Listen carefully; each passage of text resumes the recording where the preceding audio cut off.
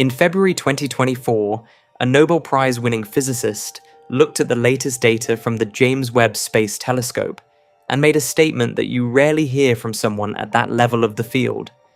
He said that after the measurement errors had been removed, what remained was the real and exciting possibility that we have misunderstood the universe.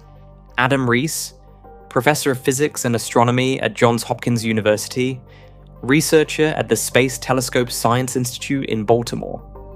In 2011, he shared the Nobel Prize for a discovery that changed what the scientific community expected about the fate of cosmic expansion. His team proved that the expansion of the universe is not slowing down, it is speeding up. Something invisible is pushing the universe apart, and no one knows what it is. Cosmologists called it dark energy. That discovery became a cornerstone of modern cosmology and helped shape the standard model of the universe, a framework so successful that for over 2 decades, it matched nearly every observation the field could throw at it. And now that same framework is under pressure. Not from a competing theory, not from a philosophical objection, from data. Specifically from a telescope built to see the beginning of the universe, whose first images showed a cosmos the model had not predicted. Galaxies more massive and more numerous than the model anticipated at that epoch. An expansion rate that gives 2 different answers depending on how you measure it. Objects so unusual that no existing category can contain them. Not one surprise. A pattern of surprises pointing in a direction that cosmology has spent 30 years trying to avoid. What follows is not a story about a telescope. It is a story about a map that guided an entire science for a generation, and what happens when the sharpest instrument ever built reveals that the map may not describe the territory it was drawn to represent. To understand what the telescope found, you first have to understand what kind of instrument it is. And the simplest way to grasp that is to compare it to the telescope it was designed to succeed. Hubble orbits Earth at an altitude of about 535 kilometers, close enough that astronauts could visit it, repair it, upgrade its cameras. Webb operates from a very different address, L2, a gravitational balance point roughly 1.5 million kilometers from Earth, 4 times the distance to the Moon. No crew will ever service it. Every component had to work on the first attempt, or not at all. When it launched on Christmas morning, 2021, aboard an Ariane 5 rocket, the project behind it represented 25 years of engineering and roughly $10 billion. So why send a $10 billion instrument somewhere no astronaut could ever reach to fix it? Consider what engineers built to keep it alive. A sunshield the size of a tennis court, 5 layers of coated plastic thinner than a human hair, stretched between the telescope and the sun. On the sun-facing side, temperatures reach about 85 degrees Celsius. On the dark side, where the instruments live, they drop to minus 233 degrees Celsius, 40 Kelvin. One instrument, MIRI, operates at 7 Kelvin, cooled by an onboard cryocooler to a temperature that makes deep space itself look warm. All of this engineering serves a single constraint. Webb is an infrared telescope. It detects light that registers not as color, but as heat. To catch the faint thermal glow of objects billions of light years away, the instrument must be colder than the void it watches. Any stray warmth would drown the signal, like trying to photograph a candle while standing inside a furnace. Its mirror spans 6.5 meters across, 18 hexagonal segments coated in gold, collecting more than 6 times the light that Hubble can gather. But size is not what makes Webb different. What makes it different is wavelength. Hubble sees mostly visible and ultraviolet light. Webb sees infrared. And infrared is where the oldest light in the universe has been hiding. Why infrared? Why build the most expensive scientific instrument in history, specifically to see light that human eyes cannot detect? Consider what happens when you look deep into the universe. Light travels at a fixed speed. Look at a galaxy 1 billion light years away, and you are seeing it as it was 1 billion years ago. Look deeper, and you reach further back in time. In a universe 13.8 billion years old, a powerful enough telescope can almost touch the beginning. A telescope, in that sense, is a time machine, and its range depends entirely on the kind of light it can catch. Here is where it gets strange. Space itself is expanding. As it stretches the light, traveling through it. Wavelengths grow longer. Colors shift toward the red end of the spectrum. Light that left a young galaxy as visible blue or ultraviolet arrives at our telescopes billions of years later as infrared. The further back you look, the more extreme the shift becomes. Objects that formed in the first few 100 million years after the Big Bang are now radiating in wavelengths that Hubble could not detect. They were always there. We simply did not have an eye built for that part of the spectrum. That is why infrared. Webb was built to be that eye. Its instruments cover wavelengths from 0.6 to 28.5 micrometers. Hubble stopped at about 2.5. That gap is not incremental. It opens an entire era of cosmic history that had been, until now, a blank page. On July 12th, 2022, NASA released the first deep field image, SMACS 0723-0, a galaxy cluster captured in a patch of sky no larger than a grain of sand held at arm's length. Thousands of galaxies, stretching back over 13 billion years, some never seen before by any instrument. And within weeks of that first release, research teams around the world began reporting results that did not match expectations. Among them, galaxies in the first billion years of cosmic history carrying more mass and more structure than the standard model predicted for that era. What exactly had the telescope seen that the model missed? Now, here is the thing. None of those surprises arrived in a vacuum. Every observation from Webb was measured against a prediction. Every galaxy that looked too massive or too mature was compared to a timeline. Every expansion measurement was checked against a number. And the predictions, the timeline, and the number all came from the same place. A single theoretical framework that had guided cosmology for over 30 years. You have probably never heard its formal name. In the scientific literature, it is called Lambda-CDM, a 6-parameter mathematical framework that describes the composition, geometry, and expansion of the universe from its first moments to the present day. What goes into those 6 parameters and why they work so well for so long is the next part of this story. For a generation, this model did something remarkable, not approximately, precisely. It matched the detailed structure of the cosmic microwave background with extraordinary accuracy. It predicted how galaxies distribute themselves across billions of light years. Even the rate at which the universe was supposed to be expanding fell within its margins. Measurement after measurement, telescope after telescope, the numbers agreed. So cosmologists gave their field a new title, precision cosmology. And that title carried an implication.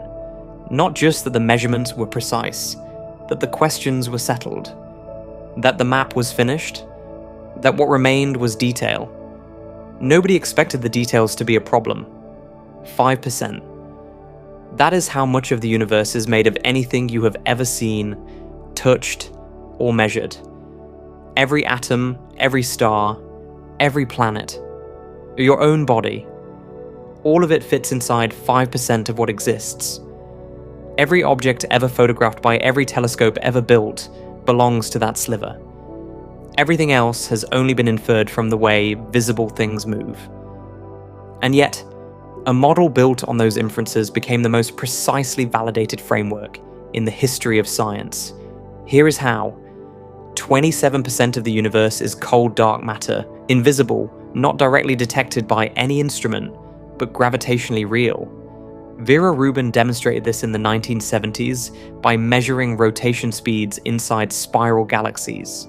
Outer stars moving just as fast as inner ones, impossible without enormous halos of unseen mass, holding everything together. You cannot see dark matter. You can only see what it does. 68% is dark energy, the force behind the accelerating expansion that Rees and two competing teams discovered in 1998, named, measured, folded into the equations, never explained. Lambda-CDM is the model that holds these ingredients together. Lambda for the cosmological constant, CDM for cold dark matter. 6 free parameters, and 3 independent lines of evidence confirmed that the recipe works. First, the cosmic microwave background. In 1965, Arno Penzias and Robert Wilson pointed a radio antenna at the sky and found a faint hiss coming from every direction, the afterglow of the Big Bang, a signal that has been crossing space for 13.8 billion years, cooled to 2.725 Kelvin by the time it reaches us. 3 successive missions mapped it in increasing detail. COBE in 1992, WMAP in 2003, Planck in 2013. When cosmologists fed the Planck data into Lambda-CDM, it fit. 6 parameters, residuals smaller than most experiments in physics can achieve. Second, baryon acoustic oscillations, pressure waves that rippled through the early plasma and froze when atoms formed, leaving a characteristic spacing in the distribution of galaxies, a cosmic ruler roughly 490 million light-years long. Galaxy surveys measured that ruler across billions of light-years. Match. Third, Type 1, a supernovae, the explosions Rees would later use to discover dark energy. Standardizable candles bright enough to trace the expansion history across cosmic time. Thousands catalogued. Distances plotted. Curve drawn. Match. 3 pillars. 3 independent methods. 1 framework that fit them all. And that made it easy to trust. Go back to the late 1990s. 2 teams working independently, racing toward the same question, not whether the universe is expanding. Edwin Hubble had established that in the 1920s, but how quickly the expansion is slowing down. Gravity pulls matter together. A universe full of matter should be decelerating, like a ball thrown upward that gradually loses speed. Would it eventually stop and fall back, or coast into darkness forever?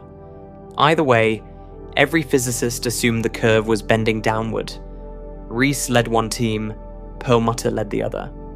Both were using Type 1a supernovae as distance markers.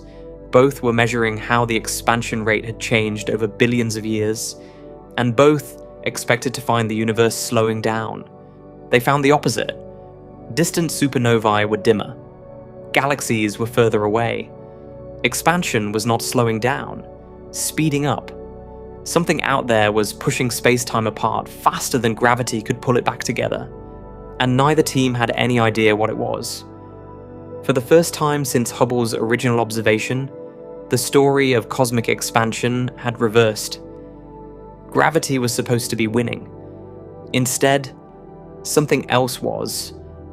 Winning everywhere, uniformly, in every direction the telescopes could see. Both published independently, within weeks of each other. Both reached the same conclusion. In 2011, Rees, Perlmutter, and Brian Schmidt shared the Nobel Prize for proving that cosmic expansion is accelerating. Science magazine had already named it Breakthrough of the Year. And yet, stay with this for a moment, that triumph rested entirely on a force no one could identify. Dark energy was never explained, named, measured, folded into the model. And because the model worked so beautifully afterward, few people stopped to ask what, exactly, the label was covering. And this is the framework that Webb's data was about to put under pressure. A clock can be accurate to the thousandth of a second, and still show the wrong time zone. You trust the readings because they are internally consistent, repeatable, precise. But they are measuring something slightly different from what you think they're measuring, and the error stays invisible as long as you never step outside the system to check against an independent reference. By the early 2000s, Cosmology had built exactly that kind of clock. 6 parameters, converging to the same values across independent groups, and independent methods. CMB data from Planck, supernova surveys, galaxy clustering measurements, weak gravitational lensing maps. Each new dataset narrowed the error bars. Each new telescope confirmed the previous result. A term entered the literature that would have seemed arrogant in any other context: precision cosmology. And the word meant exactly what it sounds like. The parameters of the universe were known to within fractions of a percent. Everything agreed, and that agreement felt like an answer. But agreement is not the same as completeness. Every one of those measurements was calibrated, directly or indirectly, against the same underlying model. Planck measured the CMB and asked Lambda-CDM what expansion rate would produce fluctuations of that size. Supernova teams measured distances and asked Lambda-CDM how to convert them into an expansion history. Galaxy surveys measured clustering and asked Lambda-CDM what density of dark matter would produce that pattern. Each check was real, each was rigorous, and each was, at bottom, a conversation between the data and the model, not a test of whether the model was complete. We were testing the map by walking the routes the map itself had drawn. As long as nobody stepped off the road, everything looked right. Precision described what cosmology could do. Somewhere along the way, it was mistaken for what cosmology had finished. Rees won the Nobel for a result embedded inside this framework. When cracks began to show, he was standing inside the building. Most of the field accepted this confidence. One of its architects did not. Jim Peebles spent 6 decades developing the theoretical tools that make modern cosmology possible. He calculated the temperature of the cosmic microwave background before anyone measured it. His framework for understanding how matter clusters under gravity at cosmological scales became foundational. His textbooks trained 2 generations of researchers. In 2019, the Nobel Committee awarded him the prize in physics for what they called his theoretical discoveries in physical cosmology. And then, at the ceremony, he did something unusual. He questioned the model he had helped create. Dark matter and dark energy, Peebles pointed out, make up 95% of Lambda-CDM. They are not explanations. They are placeholders. No laboratory has ever detected a dark matter particle. No theory predicts the value of the cosmological constant from first principles. The fit between model and data is excellent, perhaps the best in all of science. But the understanding behind that fit is absent. Parameters have been tuned. Ingredients have not been identified. Here's a man who won the Nobel Prize for building the framework, standing on the stage in Stockholm, telling the audience that what cosmologists have built is scaffolding, not a finished structure, not calling the model wrong, saying something more careful and more unsettling, that its success had been confused with comprehension. And that confusion, he implied, might eventually cost the field something it could not afford to lose. Here is what people saw that most of the field did not. Lambda-CDM is a model built for the bulk, the larger scales, the longest timescales, the average behavior of the cosmos. At those scales, nobody disputes it. But the universe has edges, early epochs, small scales, rare populations, places where the physics is messy and the statistics are thin.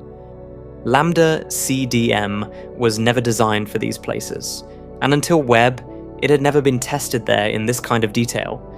Under the standard timeline, a galaxy like the Milky Way would need several billion years of hierarchical merging to reach its current mass. Nobody knew what the first billion years actually looked like, because no telescope could see that far back in the right wavelengths. Imagine a weather model that has been running for 30 years. Every morning it predicts the temperature, the humidity, the wind speed, the chance of rain, and every morning, when you step outside, the forecast matches what you feel. Rain when it said rain. Sun when it said sun. After 3 decades, you stop checking the window. You trust the model.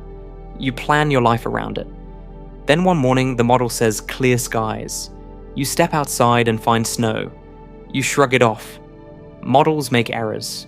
Next morning, warm and dry. You open the door to frozen ground.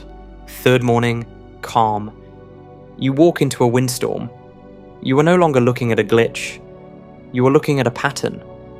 And the pattern has a direction. Not random errors scattered in every direction, systematic ones, all leaning the same way. Something about the system the model was describing had changed, or had always been different, and the model never had the data to know. And once you see a pattern like that, directional, consistent, reproduced across independent observations, you do not get to call it noise. You have to call it signal. That is what Webb delivered to cosmology, not one wrong forecast. A sequence of observations from different instruments, pointed at different targets, analysed by different teams, all deviating from Lambda-CDM in the same direction. More mass than expected, more structure than expected, more maturity than expected. And the question was no longer whether the model was precise. Clearly it was. What we needed to know was whether it was complete. Within months of the telescope's deployment, the first anomaly arrived. In early 2023, Ivo Labbé, an astronomer at Swinburne University of Technology in Australia, published a paper in Nature that generated immediate attention across the field. Using Webb's NIRCam instrument, Labbé and his colleagues had identified a population of galaxy candidates at redshifts between roughly 7 and 9, objects whose light left them when the universe was only about 600 million years old. Redshift is a number that measures how much the universe has expanded since an object's light was emitted. A redshift of 1 means the universe has doubled in size. A redshift of 7 means it has expanded 8-fold. The higher the number, the further back in time you are looking, and the more the light has been stretched toward the infrared. Which is why Webb, with its infrared eye, is the instrument that can finally reach these distances. Hubble had glimpsed galaxies at similar redshifts. What made these different was their mass. Photometric estimates suggested that some of these objects contained as much as 100 billion solar masses worth of stars. Picture what that means. Enough stellar mass to fill an entire spiral galaxy, a structure tens of thousands of light years across, fully assembled in a universe barely old enough to have formed its first generation of stars. For perspective, that is comparable to the Milky Way today. After 13.8 billion years of growth, merging, and accumulation. Under Lambda-CDM's timeline, a 600 million year old universe should have been producing small, irregular protogalaxies, fragments still assembling their first stellar populations. What Labbé's team found looked nothing like fragments. They looked like structures that should have taken billions of years to build, sitting in a universe that had barely started. Responses came quickly. Some researchers pointed out that photometric estimates are rough. Brightness measured through broadband filters can overstate mass if emission lines from hot gas mimic the signature of older stellar populations. Others cautioned that some redshifts might be wrong. Subsequent spectroscopic follow-up confirmed several candidates and revised others downward. But the overall finding did not go away. Multiple independent surveys, using different fields and different analysis pipelines, kept returning the same result. More massive sources in the early universe than Lambda-CDM had prepared anyone to expect. Michael Boylan-Colchin, a theoretical astrophysicist at the University of Texas at Austin, put numbers on the problem. In a 2023 paper published in Nature Astronomy, he ran a pointed test. Take the most massive galaxy candidates JWST had reported. Ask a basic question. According to Lambda-CDM, how much ordinary matter could possibly be assembled into a single object by that point in cosmic history? The ceiling depends on two things. The most massive dark matter halos the model predicts at that epoch, and the maximum fraction of baryons that could have converted into stars inside them. For some candidates, the estimated stellar masses did not merely exceed expectations. They approached or exceeded the total amount of ordinary matter available in the largest halos. Think about what that implies. not a prediction that fell a little short. A prediction that ran into a wall. The model was not just underpredicting how fast galaxies grew, it was running out of raw material to build them with. Does that mean the model is wrong? Not necessarily. If mass estimates come down, as some have, the strain eases. If star formation in the early universe ran significantly hotter than assumed, the budget stretches. But Boylan-Colchin's test changed the conversation. It moved the discussion from the soft territory of unexpected to the harder territory of quantified strain. And the phrase he used in his title was deliberate, stress testing Lambda-CDM. Surprising results invite scrutiny, and this one had real vulnerabilities. Early JWST galaxy candidates were identified through photometry, properties estimated from brightness measured through broadband filters. Fast and efficient, but imprecise. A galaxy at redshift 12 can look similar, through the filters, to a dusty galaxy at redshift 4. An emission line from ionized oxygen can land in a filter window and mimic the signature of an older, more massive stellar population. Photometric redshifts are educated estimates, not measurements. Where photometry sees a blob of light and guesses, spectroscopy reads light like a fingerprint. Each chemical element absorbs and emits at specific wavelengths. Hydrogen leaves one pattern, oxygen another, carbon another.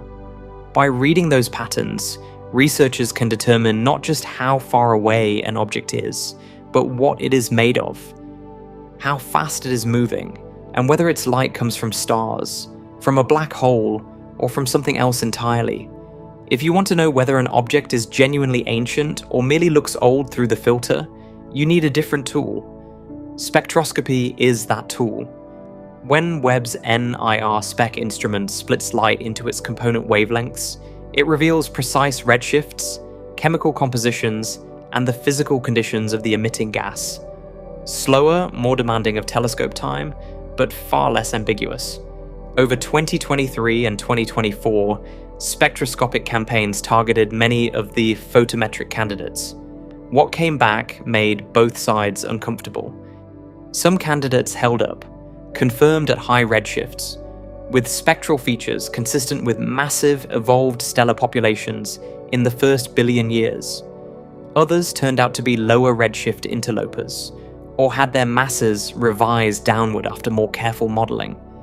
A few objects presented as extraordinary turned out to be less so.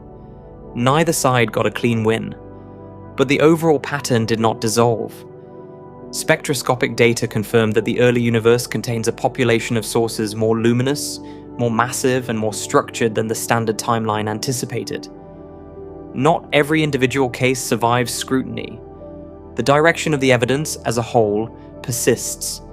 Nobody predicted little red dots. Before JWST, they did not exist in any catalogue, any model, or any theory. In 2024, Jorit Mathai and colleagues published a study giving a name to objects the community had been noticing since the earliest deep field observations. Little red dots. Compact. Red sources at redshifts above 4. Median effective radius, roughly 150 parsecs, about 500 light-years across. Some as small as 35 parsecs. For perspective, the Milky Way's disk spans roughly 100,000 light-years. A typical little red dot is about 200 times smaller. Whatever produces their energy output is packed into a volume that would barely register as a dot on a map of our own galaxy. If you could resolve one of these objects from a distance of 13 billion light-years, you would be looking at a source smaller than any known galaxy generating an energy budget that rivals objects hundreds of times its size. They appear in nearly every deep JWST imaging field. At redshifts above 4, they account for roughly 1% of all galaxies in the first billion years. Their spectral energy distribution has a distinctive V-shape, blue in rest frame ultraviolet, red in rest frame optical, with a sharp inflection near the Balmer break. No standard template matches that shape cleanly. It could indicate a massive evolved stellar population, a reddened active galactic nucleus, or something that has not been categorized yet. What makes them significant is not any single property. It is the combination: compact size, distinctive spectrum, and sheer abundance. Field after field, survey after survey. Whatever these objects are, they are not statistical flukes. They are a feature of the early universe that the models did not predict, and that classification schemes have not yet learned to accommodate. What are they? That question has become one of the most active in extragalactic astronomy, and nobody has a clean answer yet. Spectroscopic follow-up reveals that a significant fraction show broad Balmer emission lines, the kind of spectral signature associated with gas moving at high velocities near a supermassive black hole. Many researchers interpret this as evidence of accreting black holes, active galactic nuclei embedded inside unusually compact hosts. Inferred black hole masses range from roughly 1 million to 100 million times the mass of the Sun, overmassive relative to their host galaxies, an unusual ratio by any local standard. But if these are standard dust-reddened AGN, there should be a telltale signal. Dust absorbs ultraviolet light and re-emits it in the far infrared. Multiple studies in 2024 searched for that re-emission using stacking analyses and individual detections. They found very little. Far infrared signals were either absent or far weaker than standard dusty AGN models predict. Black holes may still be present, but the simplest version of the dusty explanation has become difficult to sustain. Alternative proposals have multiplied. Perhaps the redness comes from intrinsic properties of the accretion disk rather than dust. Perhaps some little red dots are not AGN at all, but extremely dense starbursts whose emission lines mimic the broad features of accreting black holes. No consensus has formed. What is clear is that these objects are real, they are common, and they do not fit comfortably into any single framework available. When an entire population of objects resists every classification we have, the problem is usually not with the objects. Little red dots connect to a question older than JWST, one the telescope has sharpened considerably. How do supermassive black holes form in the first place, and how do they grow so large so fast? In the local universe, nearly every large galaxy hosts a supermassive black hole at its center. Sagittarius A star, at the center of our Milky Way, has a mass of roughly 4 million solar masses. Other monsters exceed 10 billion. They took billions of years to assemble, fed by steady streams of infalling gas, punctuated by galaxy mergers delivering fresh fuel. JWST and earlier ground-based surveys have now confirmed supermassive black holes at redshifts above 6, a universe less than 1 billion years old, with masses exceeding 100 million solar masses. One of the most striking cases predates JWST entirely. A quasar designated J1007+2-115, discovered at Mauna Kea in 2020, sits at a redshift of 7.5. Its black hole carries an estimated 1.5 billion solar masses. When that light left, the universe was about 700 million years old. Compare that to Sagittarius A star, 13 billion years to reach 4 million. J1007+2-115 assembled something nearly 400 times more massive in a fraction of the time. Standard black hole growth imposes a speed limit.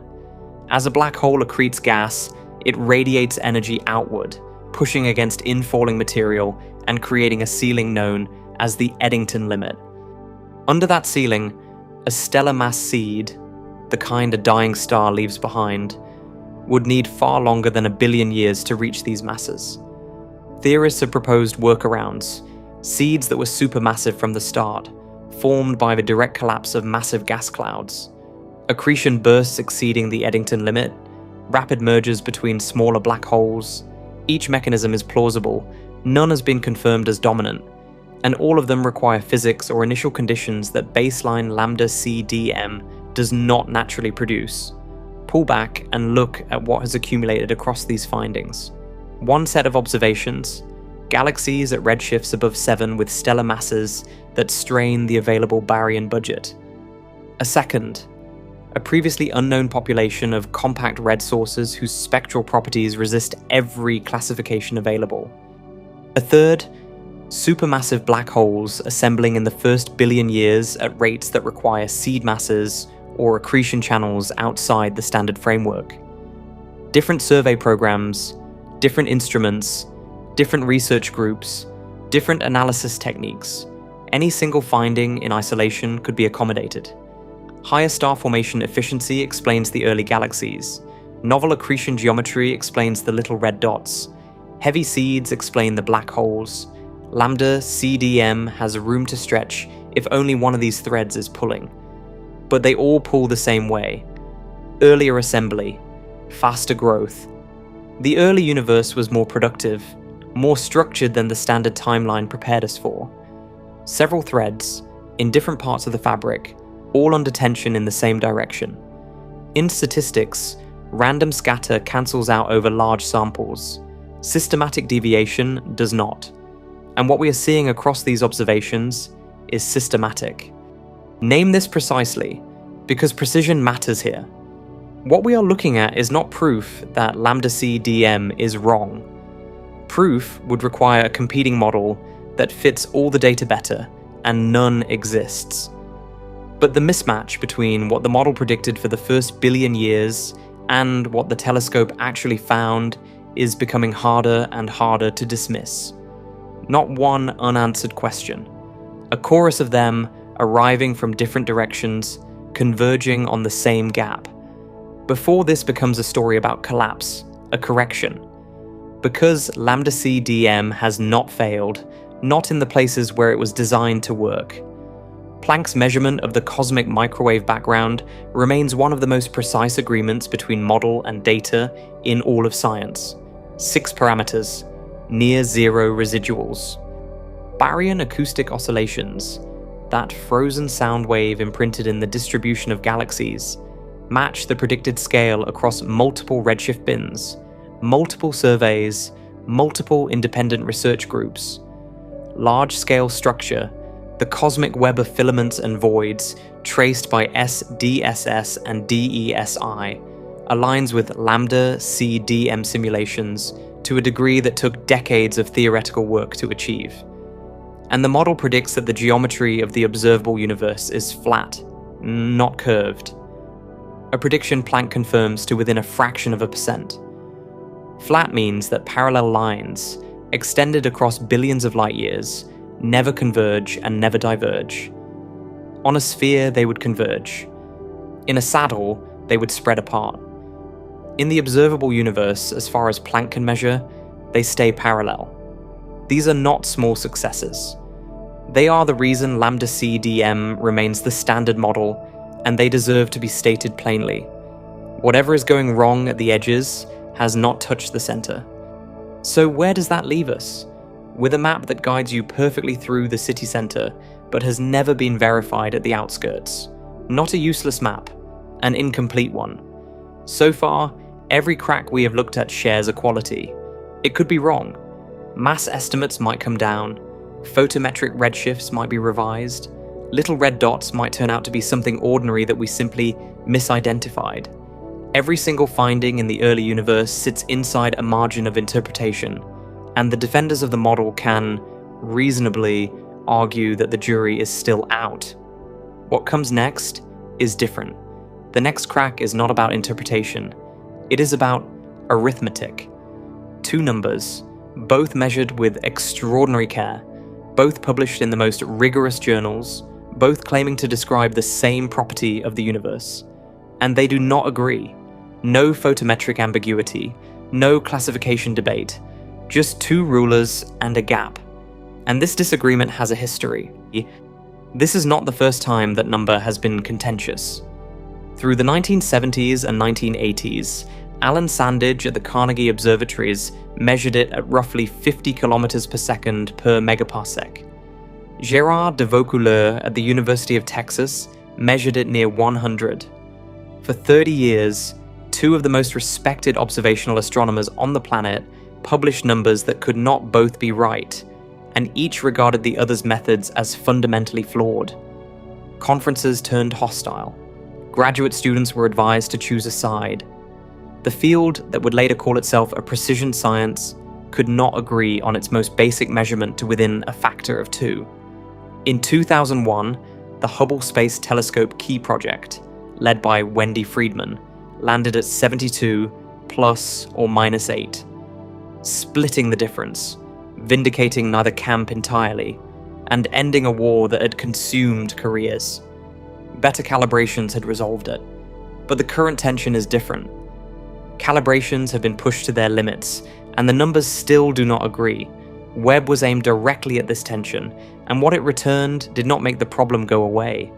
It made the simplest explanation harder to defend. 73, 67.4, two numbers, same universe, same physical property, two different answers. H0, the Hubble constant, measures how fast the universe is expanding right now. Express it as a velocity per unit distance. For every megaparsec of space, roughly 3.26 million light-years, the universe stretches by a certain number of kilometers per second. Change this one number and the entire cosmological model shifts. Age of the universe, distances to the farthest galaxies, rate at which space itself is being created. Everything recalibrates. Distances to faraway galaxies, estimates of how long the universe has existed, calculations of how much dark energy is needed to explain the acceleration. All of it flows from this single number. One method measures the expansion directly, by observing objects in the nearby universe and tracking how fast they recede. Adam Rees and the SHOES collaboration, using this approach, arrive at approximately 73 kilometers per second per megaparsec. A second method works from the opposite end of time. It photographs the universe as it looked 380,000 years after the Big Bang, maps the fluctuations in the cosmic microwave background, and feeds them into Lambda-CDM to calculate what the expansion rate should be today. Planck, using this method, arrives at approximately 67.4, 8% apart. In casual conversation, that sounds small. In precision physics, where 5 standard deviations is the threshold for claiming a discovery, it is a chasm. And for over a decade, this discrepancy, known as the Hubble tension, has refused to close. Not because nobody tried, because every attempt to make it disappear has only confirmed that both numbers are precisely what their respective methods say they should be. To understand why one of those numbers is 73, you need to understand how cosmic distances are measured. And that story starts with a problem astronomers have been solving, rung by rung, for over a century. No one can stretch a tape measure to a galaxy. No one can bounce a radar signal off a distant star. Instead, you build what is called a distance ladder, each rung using a different class of object to measure distances at a different scale, each rung calibrated by the one below. At the bottom, geometry. For the nearest stars, astronomers use parallax, the tiny shift in a star's apparent position as Earth moves from one side of its orbit to the other. Gaia, a European space mission, has measured parallaxes for nearly 2 billion stars, providing the geometric foundation the entire ladder rests on. Second rung, Cepheid variable stars. In 1912, Henrietta Leavitt, a researcher at the Harvard College Observatory, discovered that a class of pulsating stars obey a tight relationship between pulsation period and intrinsic luminosity. Pulse slowly, and you are intrinsically brighter. Measure the period, calculate true brightness, compare to apparent brightness, and you have a distance. Leavitt was not a professor. She was a computer, the term used at the time for women hired to catalogue stellar brightness from photographic plates.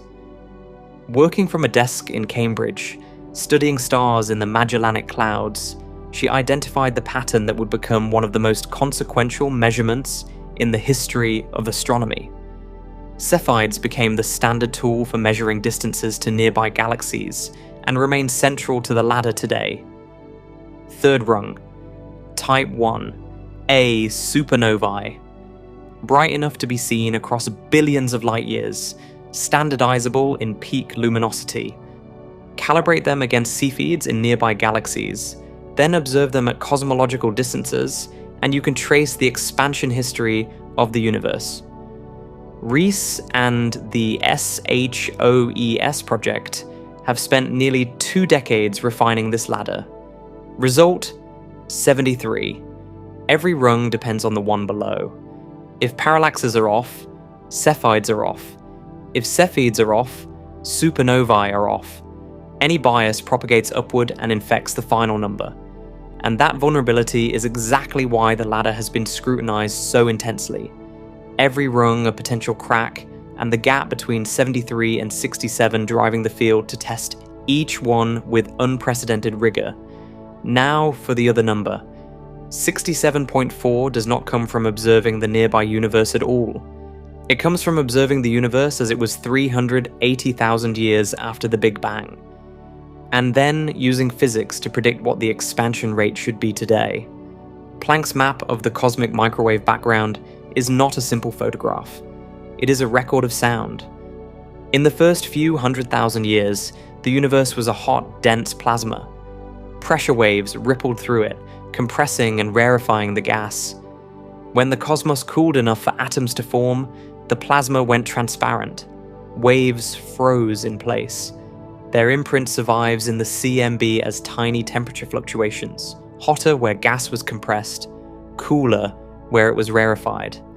How far those sound waves traveled before freezing determines the size of the fluctuations.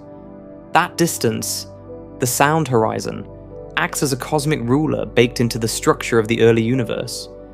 Planck measured the angular size of this ruler on the sky with extraordinary precision, fed the result into Lambda-CDM along with 5 other parameters, and derived a predicted Hubble constant, 67.4 kilometers per second per megaparsec, uncertainty about 0.5. A subtlety worth noting: 67.4 is not a direct measurement of today's expansion rate. It is a prediction, an output of the model based on early universe input. If the model is correct and complete, this prediction should match the direct measurement. If it does not, one of 3 things must be true. Either the direct measurement is biased, the CMB analysis is biased, or the model connecting the 2 eras is missing something. Which of these 3 possibilities is correct is, in many ways, the central question we have been building toward. Cosmologists spent the better part of a decade trying to make this problem disappear, and the effort was anything but casual. Every component of the distance ladder was re-examined. Were Cepheid period luminosity relations affected by metallicity?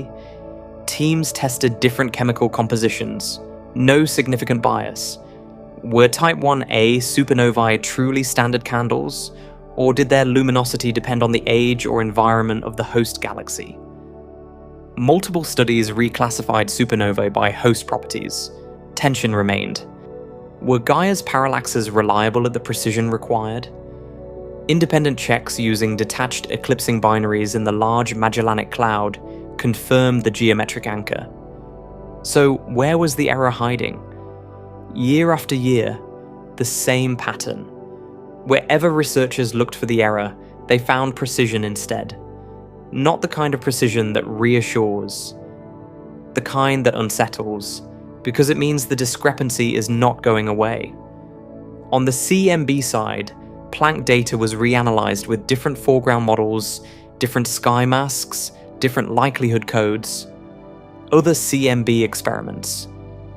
The Atacama Cosmology Telescope, the South Pole Telescope, produced independent measurements. They agreed with Planck. Tension remained. By 2022, the SHOES team published what they called their most comprehensive result. Cepheids in 42 host galaxies of Type 1a supernovae, calibrated against 3 independent geometric anchors. Parallaxes from Gaia for Milky Way Cepheids. Detached eclipsing binaries in the Large Magellanic Cloud. and the water mass distance to NGC4258. All three converge within roughly 1%, an agreement precise enough to rule out the bottom rung of the ladder as the source of the problem. Result: 73.04 plus or minus 1.04 kilometers per second per megaparsec. Uncertainty reduced to 1.4%. Discrepancy with Planck. More than 5 sigma, the threshold particle physics uses for its most definitive claims. And yet, cosmology has not called it a discovery. Alternative distance calibrations have not been fully exhausted. One proposal suggests that the measurement is biased not by an error in the instruments, but by an accident of location. If the Milky Way sits inside an unusually low-density region of space, a cosmic void stretching roughly 2 billion light-years across, then gravitational outflow would push nearby galaxies apart slightly faster than the cosmic average. Keenan, Barger, and Cowie identified evidence for such a void in 2013 using near-infrared galaxy counts, and the idea has been debated actively since. But resolving the Hubble tension this way creates its own problem. A void of the required size and depth is itself difficult to produce within standard Lambda-CDM. Recent analyses using direct distance tracers prefer a much smaller underdensity than the original proposal. The hypothesis has not been ruled out, but it has not been confirmed either. And it remains one of several reasons that cosmologists hesitate to close the book on systematic explanations. Planck's number depends on the model, and the model itself is under question. No consensus replacement exists that resolves the tension without creating new problems. After a decade of this, one last hope remained. Maybe the old telescope was to blame. Maybe we had been measuring the stars wrong all along. One specific hypothesis, one clean test. If the answer came back negative, one of the cleanest escape routes would close. Cepheid variable stars live in the crowded disks of galaxies. When Hubble observed them in distant galaxies, its resolution was sharp enough to identify them, but possibly not sharp enough to fully isolate them from surrounding stars. Red giants, numerous in the old stellar populations of galaxy disks, could blend their light with the Cepheid signal. Brighter Cepheid, closer galaxy, higher expansion rate. If this crowding bias was inflating the measurement, the true Hubble constant might quietly drop from 73 towards 67, and the tension would dissolve. Legitimate concern, taken seriously. And the only major systematic explanation that had not been conclusively tested. Webb could settle it. For anyone following the tension, this was the moment that mattered. If the sharper eye found crowding bias, the crisis would end. If it did not, the exit would be sealed. Infrared resolution roughly 2.5 times sharper than Hubble's. Sharp enough to separate Cepheids from their neighbors, star by star. In 2024, Rees and the SHOES team published the result in the Astrophysical Journal Letters. Over 1,000 Cepheids observed in NGC4258, a galaxy whose distance is independently known from water mesa measurements, and in 5 additional galaxies that hosted 8 Type 1a supernovae. Near-infrared observations, where Cepheids are brighter relative to the surrounding red giant population, and where Webb's advantage over Hubble is most pronounced. Did the sharper eye change the photometry? Did the period luminosity relations shift? Did the crowding bias finally reveal itself? No. Cepheid period luminosity relations measured by JWST and by Hubble agreed within 1/100th of a magnitude. Scatter in JWST measurements was smaller, as expected from higher resolution, but mean values were effectively identical. No hidden contamination, no blending artifact. Old measurements confirmed sound. Crowding hypothesis rejected at 8 sigma confidence. For context, 5 sigma announces a new particle. 8 sigma leaves almost no room for statistical escape. Rees summarized the finding in a statement issued through the European Space Agency and NASA. With measurement errors negated, he said, "What remains is the real and exciting possibility that the scientific community has misunderstood the universe. Read that sentence carefully, because it is precise about what it claims and what it does not. No declaration that Lambda-CDM is wrong. No announcement of new physics. What it says is narrower and more consequential. The simplest and most widely hoped for explanation, that the tension was an artifact of imperfect measurement, has been tested with the best instrument available, and it did not survive the test. Two numbers still disagree. Local universe, 73. Early universe through Lambda-CDM, 67. If the measurement is not the problem, then something happened between the young universe and this one. And the model has no term for it yet. Not everyone reads the data the same way, and one voice in particular deserves attention. Wendy Friedman, the same astronomer whose HST key project resolved the earlier H0 war in 2001, has since spent much of her career developing independent methods to measure the Hubble constant, precisely to avoid the potential pitfalls of the Cepheid distance ladder. Her approach uses two alternative standard candles, stars at the tip of the red giant branch known as TRG-B stars, and carbon-rich asymptotic giant branch stars known as JAG-B stars. Both types live in the outer halos of galaxies, far from the crowded disk environments where Cepheids reside, less susceptible to the blending effects that critics of the Cepheid method have worried about. Using JWST data, Friedman and her team report Hubble constant values in the range of roughly 69 to 72, between Ries's 73 and Planck's 67. Depending on interpretation, these numbers either soften the tension or complicate it further. Some groups read Friedman's results as evidence that the true expansion rate may be closer to the CMB prediction than the Cepheid ladder suggests, meaning the tension is partly a methodological artifact. Others point out that even Friedman's values remain above 67 by a margin difficult to explain within standard Lambda-CDM. Ries and his collaborators have published analyses arguing that when TRG-B, JAG-B, and Cepheid measurements are calibrated against the same geometric anchor, all three converge near 73. Where does this leave the debate? Open. Genuinely open, with qualified researchers on multiple sides. What Friedman's work demonstrates is that the Hubble tension is not a two-sided standoff. It is a landscape of measurements, each with its own strengths and systematics, and the field is still mapping the terrain. Until that mapping is complete, we cannot be certain whether the tension reflects something about the universe or something about how we measure it. A number keeps appearing in this story, and it matters more than it looks. 5 sigma. What does it actually mean, and why does it carry the weight it does? Sigma measures statistical significance, the probability that a result could have occurred by random fluctuation rather than a real effect. 1 sigma, roughly 32% chance of a fluke. 2 sigma, about 5%. 3, 0.3%. By the time you reach 5 sigma, the probability of accident drops to approximately 1 in 3.5 million.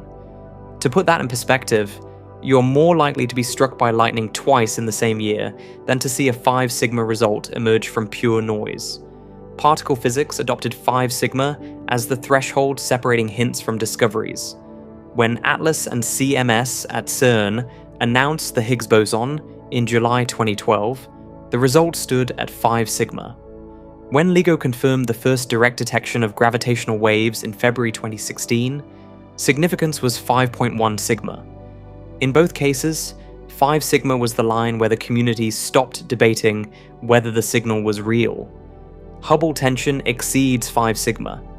By the same standard, this discrepancy qualifies as discovery level, and yet cosmology has not treated it that way. For reasons that are scientific, not political. Not.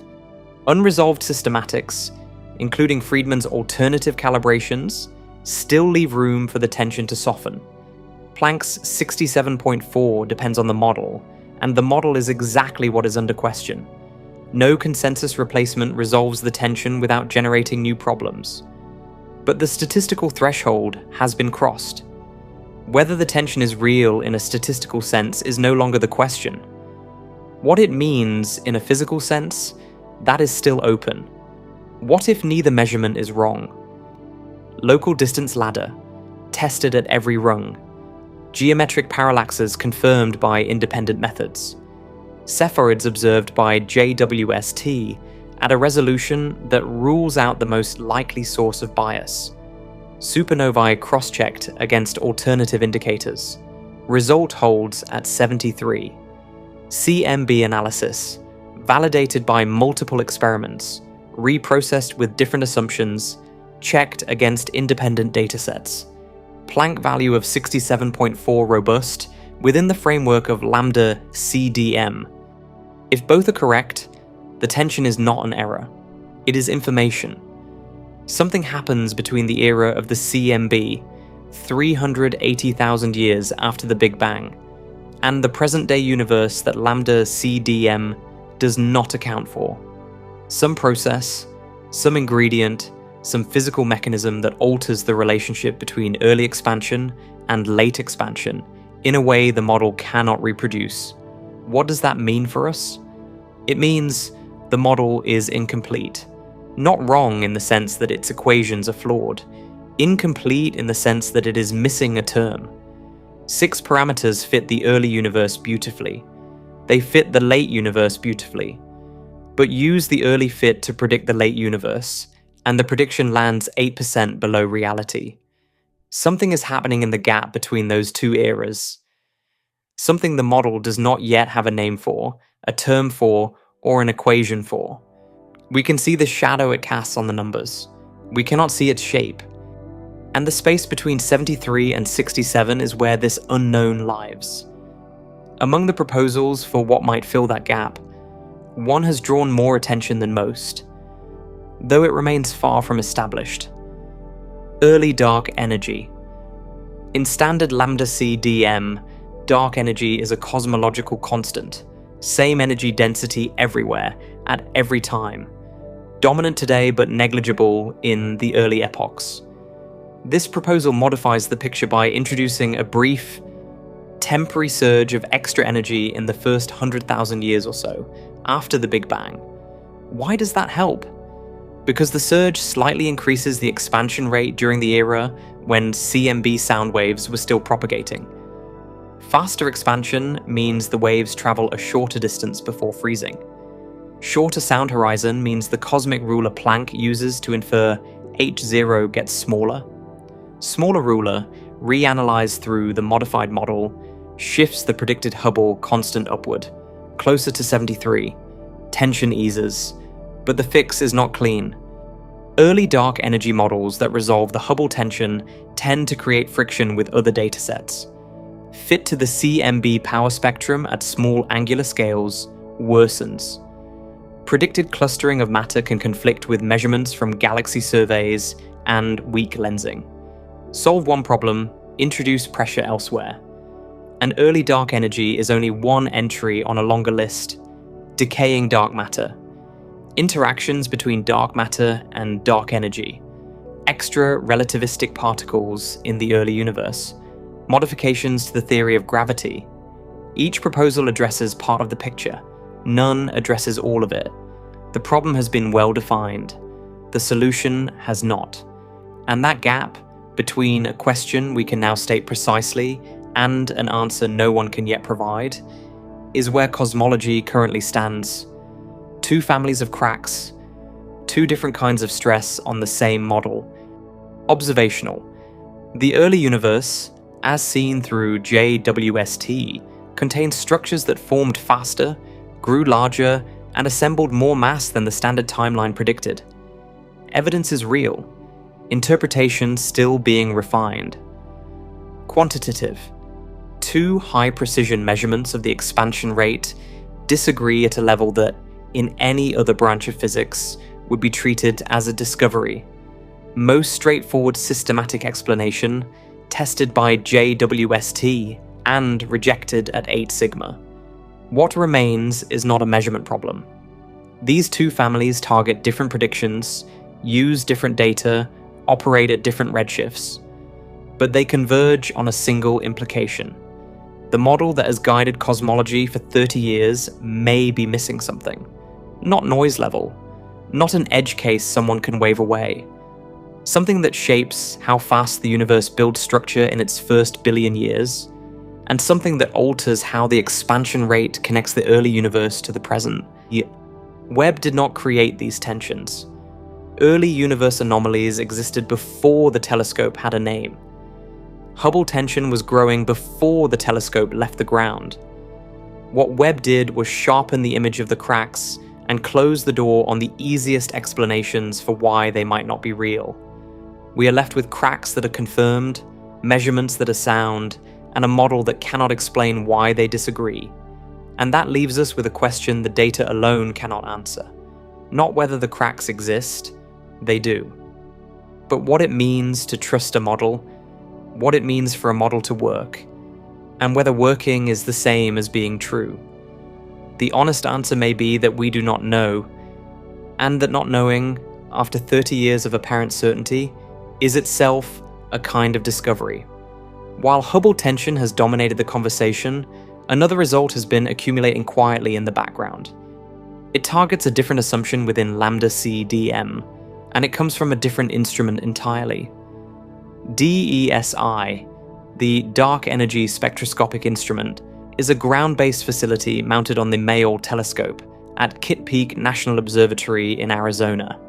Its purpose is to map baryon acoustic oscillations across a wide range of cosmic epochs, tracing how the expansion of the universe has changed over time with high precision.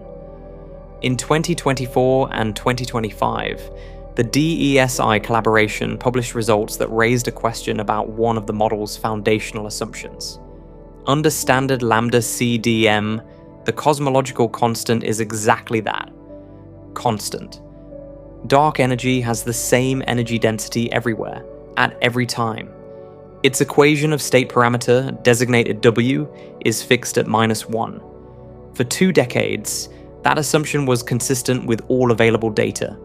DESI's measurements, when combined with supernova and CMB datasets, showed hints that W may not be exactly -1. Dark energy may be evolving over time, weakening in the recent past compared to earlier epochs. Statistical significance of this result depends on which supernova sample is used in the analysis. With some samples, the evidence for evolution is modest. With others, more pronounced. Not conclusive, not at 5 sigma, but at a level the collaboration considers worth reporting and the community considers worth investigating. Where the disagreement becomes particularly revealing is in the details. When DESI's baryon acoustic oscillation measurements are combined with the DES 5-year supernova catalogue, roughly 1,600 photometrically classified Type 1a supernova A, the evidence for evolving dark energy reaches approximately 4.2 sigma with DESI's second data release. Combine the same DESI data with a different catalogue, Pantheon Plus, a compilation of roughly 1,550 spectroscopically confirmed supernovae, and the significance drops to 2.8 sigma. Same oscillation data, different companion dataset, substantially different conclusion. In 2025, the DES team published DES Daviki, a recalibrated version of their supernova sample with updated photometry and improved modelling of systematic errors. Combined with DESI and CMB data, the significance for evolving dark energy dropped from 4.2 to 3.2 sigma, a level the collaboration described as a weak preference. George Efstathiou, a Cambridge cosmologist, has argued that the original DES catalogue carries an unresolved systematic offset that inflates the signal. The DES team has responded in detail, tracing the offset to methodological differences rather than errors. As of now, neither side has conceded. And this is revealing because it shows where cosmology actually stands. Even the newest crack in the model cannot yet be separated from the uncertainties in the data that surround it. Open question, suggestive evidence, and an active, unresolved debate over whose ruler to trust. But if the hint survives, if future data and improved catalogues push the significance higher, the implication would be substantial. Lambda in Lambda-CDM would not be a constant at all. Whether these independent stresses on the model, the early universe cracks, the Hubble tension, and now hints of evolving dark energy, share a common cause, or whether each will find its own resolution, remains an open question. What they share is a target, a foundational element of the framework that, when tested with new precision, does not settle comfortably into its expected value. If Lambda-CDM is incomplete, what replaces it? As of now, nothing does. Not because the theoretical community lacks ideas. It has plenty. Because the problem has too many possible solutions and not enough data to distinguish between them. Early dark energy proposes a temporary energy surge in the first 100,000 years. Helps with the Hubble tension, strains the fit to other datasets.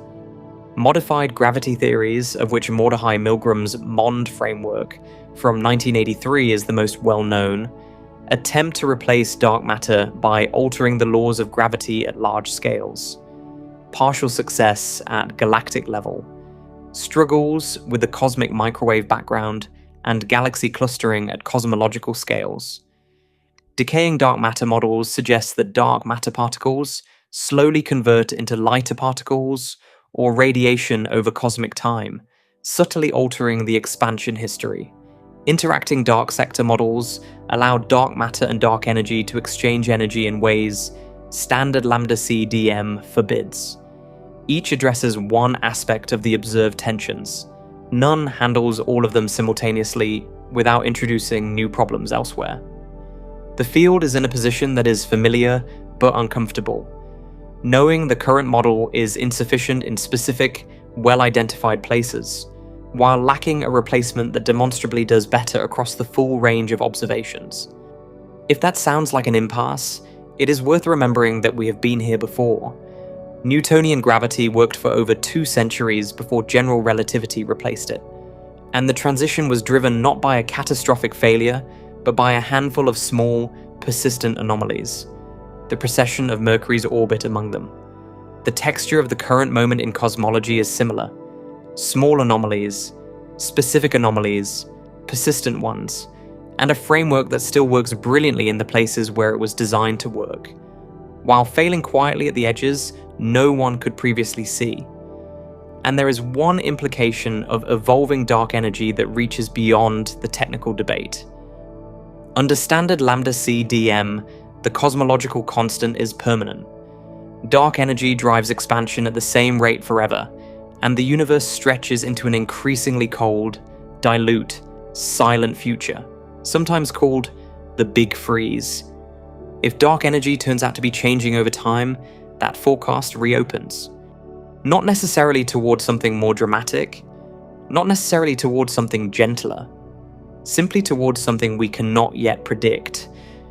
Because the long-term fate of the universe depends on the direction and rate of that evolution. Quantities no current instrument can pin down. What had seemed like a settled question about how the story ends becomes, once again, genuinely open. At this point in the story, a natural impulse kicks in, and it needs to be addressed directly. Because the temptation is to conclude that physics itself is broken, that Einstein was wrong, that the equations governing matter and energy have been exposed as unreliable. They have not.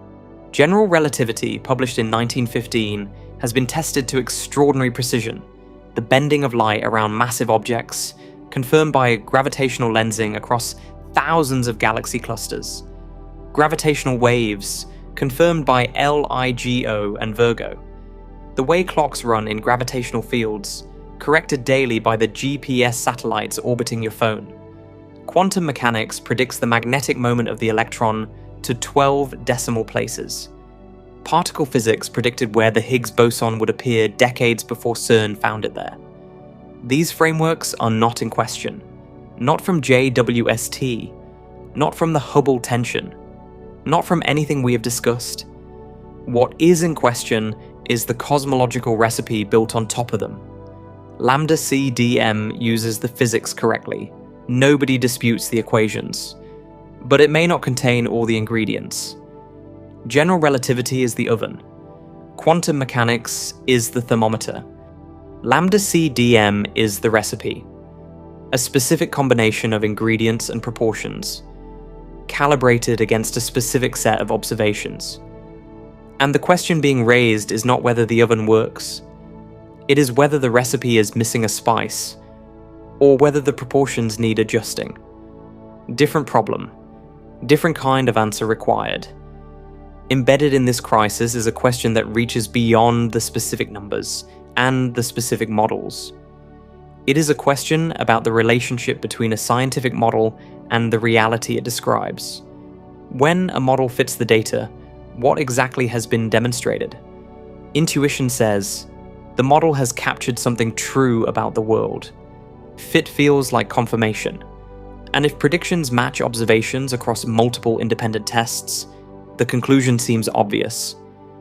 The model must be describing reality correctly. History disagrees. Ptolemaic astronomy, the geocentric model of the solar system, fit the observed motions of the planets with remarkable accuracy for over 1,000 years. Epicycles could be added and adjusted to match nearly any new observation. Precise, predictive, and fundamentally wrong about the structure it was describing. Earth was not at the center. Precision of the fit had never guaranteed truth of the framework. We are not arguing that Lambda-CDM is wrong in the way Ptolemy was wrong. That comparison is not about specific content. It is about logic. A model that fits the data is a model that is consistent with the data. Consistency is not the same as truth. A good fit demonstrates that the mathematical structure can reproduce observed patterns. It does not demonstrate that the physical assumptions behind it are complete or correct. Peebles understood this distinction better than most. The man who helped build Lambda-CDM and who received the Nobel Prize for its theoretical foundations, spending the later years of his career cautioning that the model's success should not be confused with comprehension. The model fits. It works, but 95% of its content remains unidentified. And until that content is understood, the possibility remains open that the fit is capturing something real but incomplete. A partial truth that will look different when the full picture comes into view. The difference between a model that works and a model that is true is not a philosophical luxury. It is the central question of cosmology right now. A diagnostic scan does not cause the fracture in the bone. It reveals that the fracture was there before anyone looked. Webb did not break cosmology. Early universe anomalies, galaxies assembling faster than expected, compact objects resisting classification, black holes growing ahead of schedule, are not contradictions of established physics. They are observations that challenge specific predictions of a specific model in a specific domain that had never been directly tested before Webb provided the data. Whether the model can accommodate them with adjustments remains open. Hubble tension was not created by Webb either. That disagreement between local and cosmological measurements of the expansion rate has been growing since the early 2010s.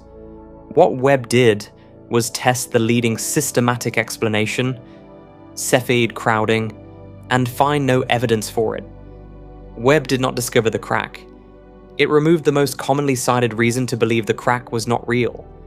What changed, more than any single finding, is the quality of the mirror that cosmology now holds up to itself. Under Hubble's gaze, the early universe was blurred. Cepheids in distant galaxies were smeared. Edges of the model, the places where predictions were weakest, were hidden behind the limits of the instrument. Webb replaced blur with resolution. It did not manufacture problems. It clarified ones that were already there. And it did so with a sharpness that makes them much harder to dismiss. In the ESA statement accompanying the 2024 JWST results, Adam Rees included a sentence that received less attention than the headline about misunderstanding the universe, but that may matter more in the long run. He said the next step is to find out if something is missing in how the beginning of the universe and the present day are connected. No revolution declared, no obituary for a model, a specific gap named, the connection between early and late universe, and a task framed. Find out what, if anything, occupies it. That is the language of a scientist who has spent 2 decades refining a single measurement, who has watched the tension grow from an oddity to a 5 sigma signal, and who has seen the most plausible escape route closed by his own telescope. When the SHOES project began in 2005, the uncertainty on the local Hubble constant was roughly 10%. By 2011, the year of the Nobel, the team had brought it down to about 3%. By 2022, it stood at 1.4%. Each improvement was painstaking. Each new anchor galaxy, each reobserved Cepheid, each recalibrated supernova tightened the number, and each tightening made the tension with Planck harder to explain away. Rees did not set out to create a crisis. He set out to make a precise measurement, and what the precision revealed was not an error in the measurement, but a gap in the model. A gap that 20 years of increasingly sharp data has only made wider. There is a kind of discipline in that. When the numbers stop agreeing, the temptation is to reach for drama, to declare that everything is wrong, to announce that a new era has begun. Rees does none of that. He states what is known, he identifies what is not, and he asks the question the data demands without overstating what the answer might look like. That is what science looks like when it is working, not the triumphant announcement of a finished theory, but the honest acknowledgement that the current theory is being asked a question it cannot yet answer. So here is where the story arrives. Not at a conclusion, the data has not delivered one. At a position. A place to stand while the questions continue. Our universe is expanding. Measured locally, the rate of that expansion does not match the rate predicted by the model that guided cosmology for 30 years. Statistically, the disagreement is significant. Its most straightforward explanation has been tested and rejected. Something may be missing from the model. Observed for the first time in detail by the James Webb Space Telescope, the early universe contains objects the model did not predict. Galaxies more massive than expected. Compact sources that resist classification. Black holes whose rapid growth is difficult for standard accretion models to account for. Individually, each anomaly might have a conventional explanation. Together, they form a pattern the model has not yet accounted for. And the model still works. Lambda-CDM fits the cosmic microwave background, predicts the large-scale distribution of galaxies, and describes the geometry and the composition and the age of the universe with a precision that no other framework can match. Not dead. Not discredited. Being questioned in specific places by specific data. And those questions are ones it cannot yet answer. This is the difference that matters, and it is the one worth carrying away from this story. A model that fits the data is not the same as a model that is true. A map that matches the coastline is not the same as a map that has charted the ocean. For 30 years, the coastline was all that cosmology could test, and the map matched beautifully. Now the telescope has sailed past the shoreline, and the water does not look like what the map described. The map is still on the table, still shows the roads, still guides the ships along the familiar routes. But in the margins, where the old cartographers used to write "here be nothing," someone has added a note in careful, measured handwriting. Here is something we have not understood yet, and the handwriting belongs to the man who helped draw the map in the first place.